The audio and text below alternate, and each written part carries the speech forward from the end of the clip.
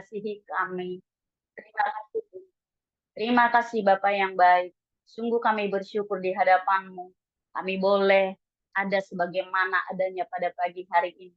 Dengan segala keterbatasan kami datang kepadamu Tuhan. Engkau yang akan memampukan kami, menolong kami, menguatkan kami, mengurapi kami Tuhan. Pada pagi hari ini, kami mau masuk lebih dalam lagi lewat baik yang berkata-kata maupun yang mendengarkan, agar setiap perkataan-perkataan yang boleh tersampaikan pada pagi hari ini menjadi rema bagi setiap kehidupan kami, Tuhan. Menyerahkan hamba-Mu pada pagi hari ini, tidak mengizinkan sesuatu yang bukan berasal dari-Mu untuk disampaikan, hanya dari Tuhan saja. Kuasa Roh Kudus bermanifestasi pada pagi hari ini, memenuhi setiap hati dan pikiran kami. Terima kasih Bapak yang baik, kami siap belajar bersama-sama pada pagi hari ini lewat renungan kebenaran firman-Mu. Haleluya, amin.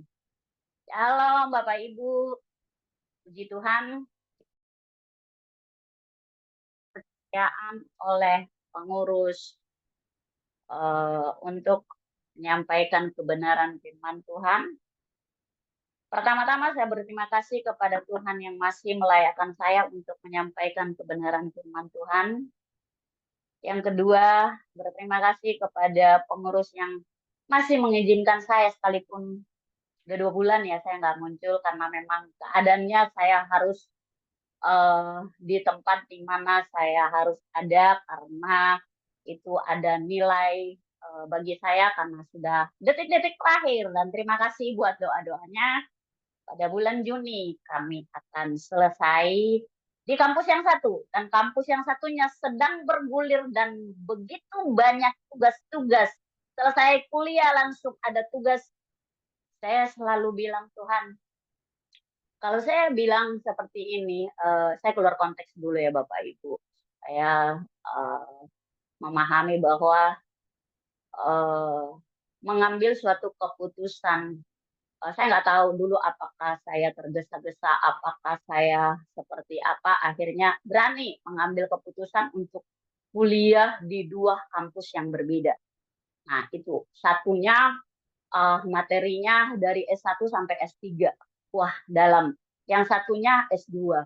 Dan itu menguras seluruh hati saya sampai semua terlibat di dalamnya, suami saya terlibat di dalamnya karena saya lagi menulis di kampus yang satu, sementara yang satunya lagi cari judul seperti itu. Jadi benar-benar saya memposisikan diri, ya ini saya Tuhan, tolong saya Tuhan. Itu terus yang saya sampaikan.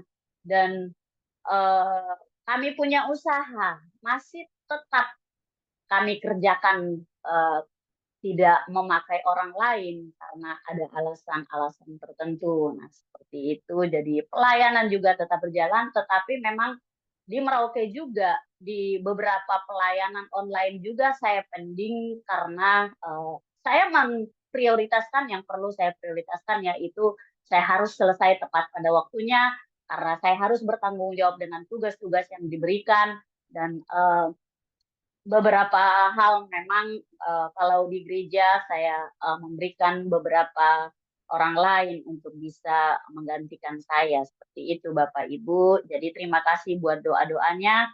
Saya boleh ada di depan Bapak Ibu itu karena doa-doa Bapak Ibu semuanya. Terima kasih. Kita lanjut di dalam tema kita pada bulan ini. Penderitaan adalah suatu realitas kehidupan yang tak terelakkan. Nah, kenyataan bahwa kehidupan itu kita tidak akan pernah, oh saya tidak mau seperti ini, saya maunya seperti ini, saya nggak mau ketemu dengan orang ini, nggak bisa Bapak Ibu. Itu tidak bisa kita elakkan. Saya akhir-akhir ini di komsel saya, kami ada satu komsel namanya komsel privat, berdua saja. Dah sampai mengertikan kalau saya bilang jeroan-jeroannya kami itu ungkapkan semuanya. Habis itu kita menangis berdua, ibu-ibu. Habis itu kita berpelukan, legahlah kita seperti itu karena Tidak semua kehidupan itu selalu manis, apalagi akhir-akhir ini. Nah, yang PNS ini nih, efisiensi dana. Wah, ribut di kantor pada ribut segala macam. Tetapi kalau anak Tuhan, saya selalu bagi bahwa anak Tuhan tidak pernah melihat daripada keadaan yang sedang terjadi. Bukan tidak melihat, tidak terpengaruh. Kita boleh berjalan dengan apapun, dengan keadaan situasi Indonesia mengatakan sedang tidak baik-baik saja. Anak Tuhan bisa mengatakan bahwa eh, saya akan mengambil bagian dalam ketidakbaik-baikan itu. Contohnya, ketika ada orang datang, di PHK, kita udah mulai masuk. Berarti ada nilai positif yang Tuhan mau bawa kita untuk suatu realita kehidupan yang ada saat-saat ini di dalam bangsa kita ini. Di dalam keluarga kita. Kadang-kadang situasi-situasi di mana kita harus berjuang dengan keluarga kita. Karena dalam tanda kutip, banyak orang di luaran sana hebat di luar, tetapi keluarganya maaf kata berantakan. Dimulai dari keluarga kita, kita berjuang. Saya, Bapak, Ibu, mungkin Bapak, Ibu lihat, bahkan teman-teman saya, teman-teman dekat saya nggak tahu, kecuali kalau saya cerita. Perjuangan kami dalam keluarga punya anak remaja, punya anak yang sudah menikah, masuk anak mantu, besan itu tidak gampang Bapak Ibu. Tetapi yang saya mau bagi bahwa ketika kedekatan kita sama Tuhan itu bisa teratasi. Karena saya sudah buktikan. Saya selalu ditegur dengan kasih oleh Tuhan ketika saya marah sama anak saya kalau ada PR-nya tidak dikerjakan, sudah mau jam tidur baru ngomong. Itu saya marah.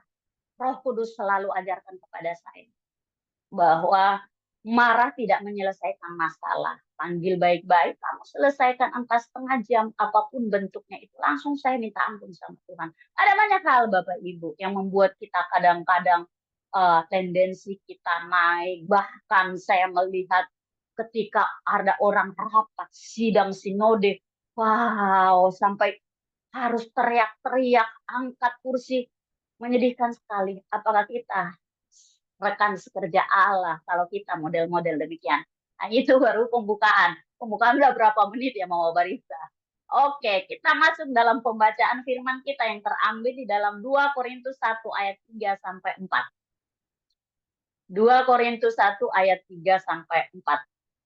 Terpujilah Allah, Bapa Tuhan kita, Yesus Kristus, Bapa yang penuh belas kasihan dan Allah semua penghiburan, yang menghibur kita dalam segala kesulitan kita, sehingga kita dapat menghibur mereka yang berada dalam kesulitan, dengan penghiburan yang kita terima dari Allah.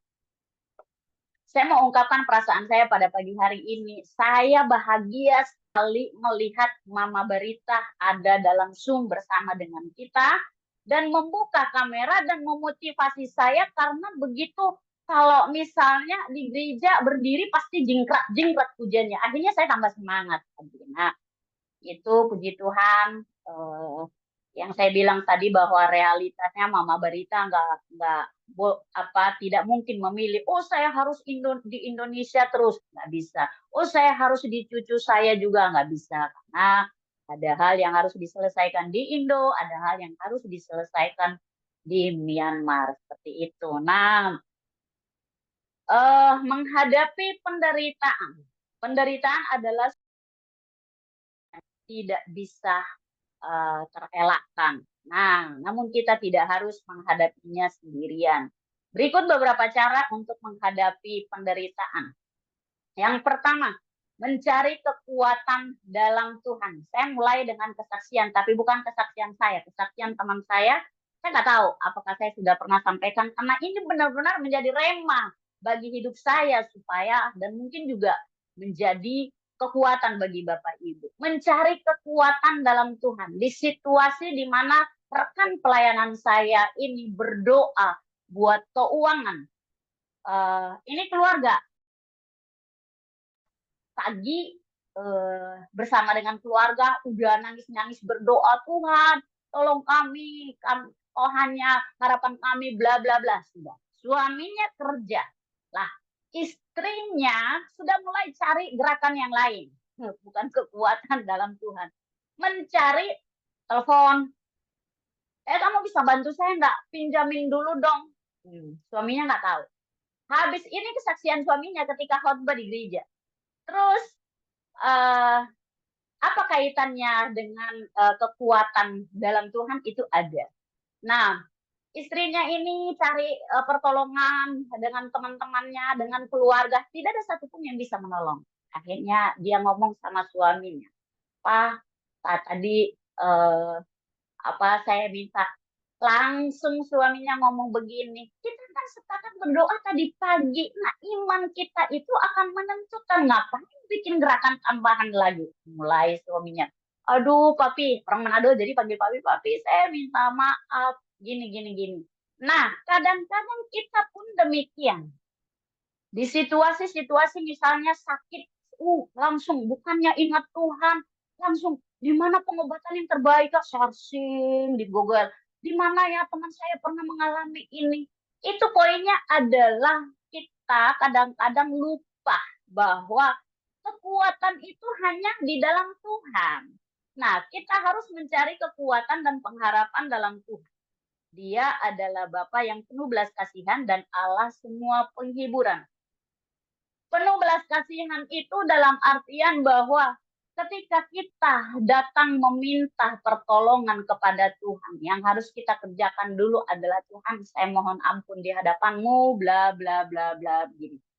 Kami banyak kali keluarga mengalami kegagalan di soal respon, di soal usaha, di soal keuangan karena tergesa-gesa. Nah, tetapi ketika kami datang sama Tuhan, itu Tuhan langsung berbelas kasihan, akhirnya membuat suatu masalah menjadi ringan. Setidaknya kita ada backupan-backupan dari Tuhan ketika ada kekuatan yang kita dapat dari Tuhan ketika langsung kita berserah kepada Tuhan. Nah, banyak orang ketika mengalami situasi terburuk, yang dahulu seperti teman saya tadi meminta pertolongan kepada dunia, meminta pertolongan kepada manusia. Nah, apakah kita benar-benar bahwa ketika kita selesai mesbah keluarga, ku serahkan hidupku hanya kepadamu Tuhan. Di tengah-tengah perjalanan ada telepon datang, kita ada urunan-urunan di keluarga, kamu sekian juta, di otak yang ada, saya mau pinjam di mana ya? Saya tidak punya uang sebanyak itu. Nah, itu kadang-kadang kita termasuk menomor dua kan Tuhan, karena yang kita ingat pertama adalah di mana saya mau meminjam. Nah, ini bagian-bagian ini saya sampaikan karena beberapa kali juga saya gagal di bagian ini. Dan pernah saya sampaikan bahwa saya marah besar sama Tuhan ketika saya divonis kanker yang hasil dari Surabaya waktu itu. Tetapi hanya berapa detik, akhirnya Tuhan membuat saya mengerti bahwa ketika Tuhan berkata kepada saya di slide waktu itu saya lihat di penglihatan, saya menyertaimu, Tuhan menyertaimu. Sampai detik ini benar-benar Tuhan sertai saya. Apakah Tuhan sertai di tengah-tengah perjalanan hidup saya baik-baik saja? Tidak. Penuh dengan air mata, penuh dengan perjuangan. Bisa bayangkan Bapak Ibu, saya dioperasi, kami tidak punya uang, harus kasih sekolah lagi itu SK. Akhirnya kami bisa berangkat dan semuanya harus diselesaikan dengan baik, dan ketemu dengan beberapa orang-orang yang menganggap bahwa di sini itu susah begini-begini. Tuhan memang menyertai. Dan sampai detik ini ketika kami membutuhkan keuangan, saya pergi kontrol, 6 bulan harus kontrol. Itu bukan main-main keuangan. Terus saya lagi berjuang sekarang Bapak Ibu bahwa mau wisuda di Bali itu tiketnya aja berapa uang, wisudanya hanya 2.750.000 sudah selesai. Tiketnya ini terus salam tempelnya saya di keluarga saya di Toraja, karena pasti mampir kan, salam tempelnya saya di keluarga saya di Makassar. Kenapa? Karena katanya kalau orang Papua itu banyak duit. Ya nggak tahu, aja. Di Papua itu lebih mahal barang-barang seperti itu. Tapi saya selalu bersyukur, tersenyum kepada Tuhan, bersuka cita kepada Tuhan bahwa amin, apa yang mereka perkatakan itu terjadi sama kami. Akhirnya di tengah-tengah kadang-kadang situasinya terburuk, saya selalu bilang sama Tuhan, saya ingat janjimu Tuhan, Tuhan menyertai saya dan memang Tuhan menyertai. Oke. Poin yang kedua adalah mengakui keterbatasan. Eh, Setiap kali saya berdoa di mana-mana, itu selalu saya berdoa bahwa dengan segala keterbatasan kami datang mengaku karena kita ini sangat terbatas Bapak Ibu. Tuhan ini tidak bisa diselami. Tuhan ini tidak bisa kita uh, pikirkan seperti Tuhan berpikir, gak bisa. Apa yang kita pikirkan itu tidak seperti itu kadang-kadang yang Tuhan pikirkan. Tetapi percayalah, kalau kita mengakui keterbatasan kita, seperti saya bersyukur di tengah-tengah banyak tekanan-tekanan, saya hanya bilang sama Tuhan, Tuhan, jangan ambil kepekaan roh saya terhadap-Mu. Dan benar-benar ketika ada satu selentingan saja yang salah, ketika saya buat tugas, bikin laporan keuangan, apa itu, pasti Roh Kudus mengingatkan saya karena saya minta kepekaan itu tetap ada bagi saya. Ketika ada orang saya berdiri begitu nggak punya uang, saya bisa tahu dan bisa salam tempel dan dia menangis memeluk saya. Tapi tidak semua Bapak Ibu juga saya harus tahu semuanya. Tapi situasi tertentu tingkat kepekaan saya sampai detik ini berfungsi dengan baik karena saya mengakui keterbatasan saya. Eh, Ketika saya datang di hadapan Tuhan. Nah, kita harus mengakui keterbatasan kita dan tidak mencoba menghadapi penderitaan sendirian. Penderitaan bukan berbicara saja tidak punya uang, penderitaan saja tidak berbicara dengan ditekan-tekan di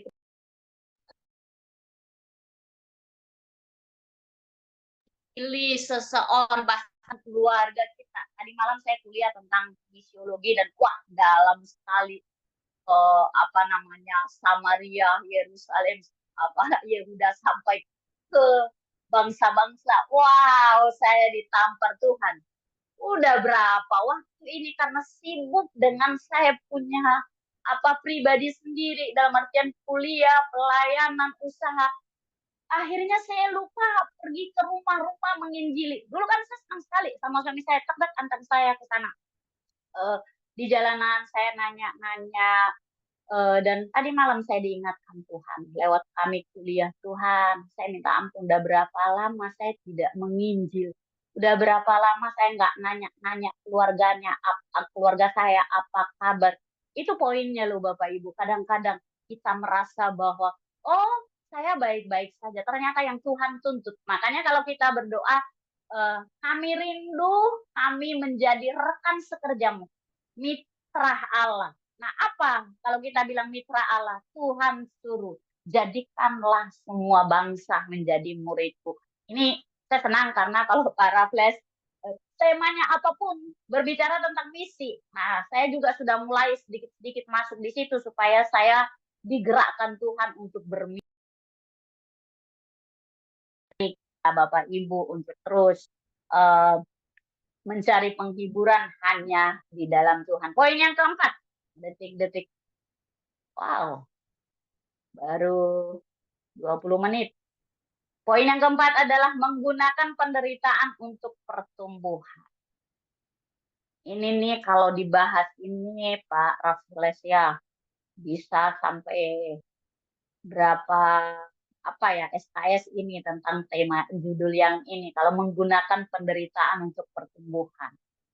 Ini kita harus menggunakan penderitaan sebagai kesempatan untuk pertumbuhan dan pemurnian. Semakin kita naik tingkat rohani kita, semakin akan digosok oleh Tuhan. Semakin akan dimurnikan oleh Tuhan. Saya nggak tahu, tapi beberapa waktu terakhir ini saya mengerti bahwa dulu ketika saya tidak dihargai, ternyata saya masih memakai label lama saya dari kampung, memakai label saya di keluarga saya. Akhirnya kadang-kadang saya berontak, dulu itu saya marah. Nah, sampai sekarang pun Tuhan masih menguji saya, memurnikan saya tentang bagaimana itu menjadi hamba Tuhan, menjadi kesek, yang mana kita kadang-kadang difitnah. Dulu kalau saya difitnah, saya juga bilang, apa kau bilang? Kau pikir saya begitu? Sekarang tidak. Dan paling bahaya kalau yang kita lakukan di dalam kamar adalah berdoa bagi orang yang memfitnah kita. Karena itu bukan bagian kita untuk membalas bagiannya Tuhan. Akhir-akhir ini di gereja pun, di komunitas saya, ada memang beberapa komunitas yang saya sudah keluar karena eh, bahkan saya masih di dalam, tapi saya tidak termasuk pengurusnya. Saya minta untuk mengundurkan diri jadi pengurus. Kenapa? Karena eh, saya mau lebih kepada yang bukan bukan semuanya bermanfaat, tetapi nilai apa yang saya dapatkan, yang orang lain dapatkan, keluarga saya dapatkan ketika saya di komunitas itu. Nah, itu. Jadi itu harus kita tahu tujuan kita masuk di komunitas itu apa.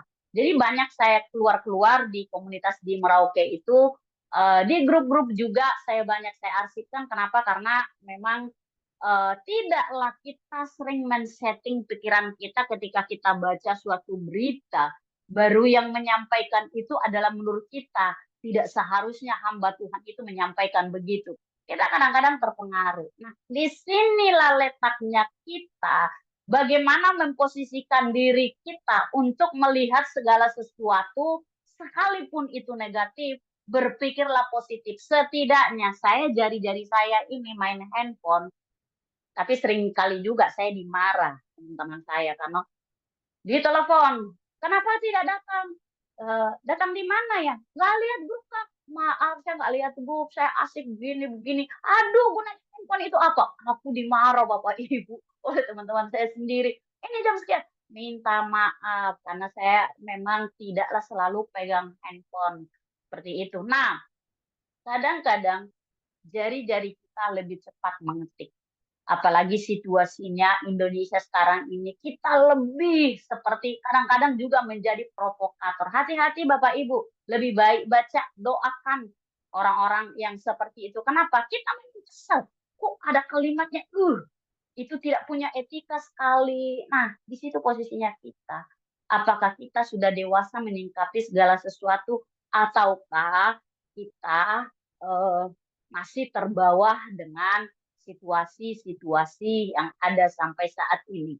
Nah, bagaimana menggunakan penderitaan untuk pertumbuhan rohani kita, pertumbuhan jiwa kita. Nah, berbicara tentang jiwa.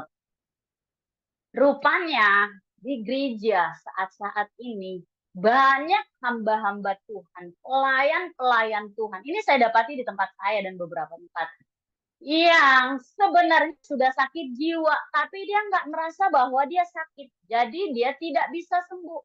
Kalau kita ke dokter kan ditanya sakitnya di mana, terus apa namanya, habis itu ini, terus bagaimana, bagaimana. Kita kan ditanya.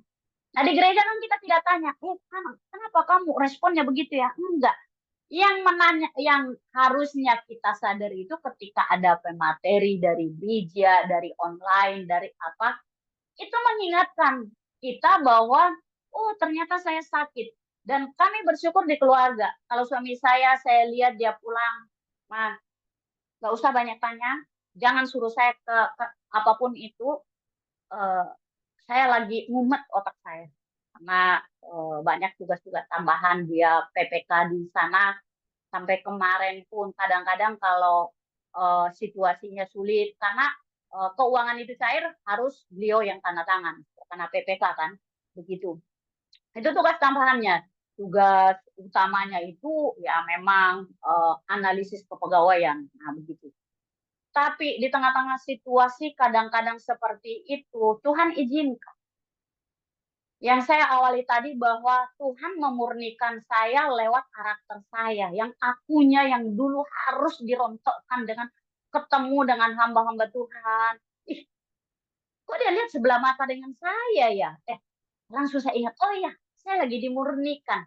Terus, eh, dia kok kayak pandang enteng sekali dengan kita ya, kayak gitu-gitu. Terus, apa ya? Terus, pernah satu kali ada acara, saya nge-MC, disuruh nge-MC, baru orang hebat yang suruh saya nge-MC. Yang Firman, terus yang WL, yang pemusik, terus apalagi itu ya, dikasih amplop. Nah, saya MC-nya nggak dikasih amplop. Oh, saya pulang, saya ke Tuhan. Tuhan bilang berapa sih amplopnya yang saya mau kasih? Iya Tuhan, saya masih nego Tuhan. Tapi kan itu bagian saya, gini, gini, gini, gini. Saya tahu, berarti apa kamu diizinkan untuk bisa menerima dengan segala keadaan langsung. Saya nggak langsung terima loh Bapak Ibu, karena ya, dia tapi saya loh. Tok bagi. Terus saya isinya, ya amplop. Ternyata Tuhan memurnikan saya mau melayani bukan dengan amplop, bukan dengan apa. Saya bukan persoalan amplopnya Bapak Ibu, tapi benar-benar saya lihat rekan saya dikasih. Ya hati saya seperti apa. Nah seandainya Bapak Ibu demikian, pasti hati, kok dia dikasih saya tidak, terus pelayanannya seperti apa, kan sama aja. Semua melayani dengan momen-momen yang besar waktu itu. Wow, itu. Tapi saya bersyukur selalu Tuhan ingatkan bahwa ketika kita jadi hamba Tuhan, jadi kesek, dan saya selalu menyadari setiap kali hamba Tuhan, oh ternyata Tuhan menyorot saya mau menjadi rekan kerjanya. Jadi benar-benar diremukkan, diremukkan. Saya sudah selesai dengan keluarga saya dulu. Keluarga saya melihat kami dengan sebelah mata. Nah, saya anak bungsu, belum tidak seperti dengan mereka, dan hamba Tuhan. Katanya hamba Tuhan itu mau makan dari mana? Iya, justru hamba Tuhan hanya berdoa di kamar, datanglah amplop. Amplop melalui apa? Bukan dengan orang, tetapi ada job-job kerjaan, ada proyek-proyek yang harus diselesaikan, ada pemesanan-pemesanan babi 1 ekor, 5 ekor, 4 ekor, kan begitu Bapak Ibu. Nah itu Tuhan memberkati kita dengan cara demikian. Nah kita masuk di poin yang terakhir, adalah kesimpulan. Penderitaan adalah suatu realitas kehidupan yang tak terelakkan. Namun kita tidak harus menghadapinya sendirian. Dengan mencari kekuatan dalam Tuhan, mengakui keterbatasan, mencari penghiburan, dan menggunakan penderitaan untuk pertumbuhan, kita dapat menghadapi penderitaan dengan kekuatan dan pengharapan. Amin. Tuhan memberkati kita semua. Mari kita berdoa.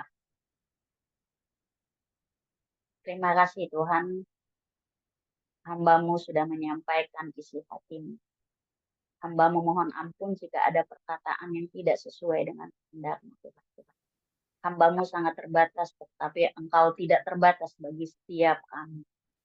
Materaikan dalam setiap hati kami. Setidaknya ada rema yang kami dapatkan pada pagi hari ini, dan itu terngiang-ngiang dalam kehidupan kami, Tuhan. Terima kasih Bapak yang baik. Biarlah kami boleh menyandarkan seluruh kehidupan kami, kekuatan, penghiburan, penderitaan, kami serahkan ke dalam tangan kuat kuasa-Mu. Terima kasih Bapak yang baik. Kau terus bermanifestasi dalam kehidupan kami ya Bapak. Tuhan menyertai kami dari apapun yang boleh kami kerjakan. Terima kasih Tuhan.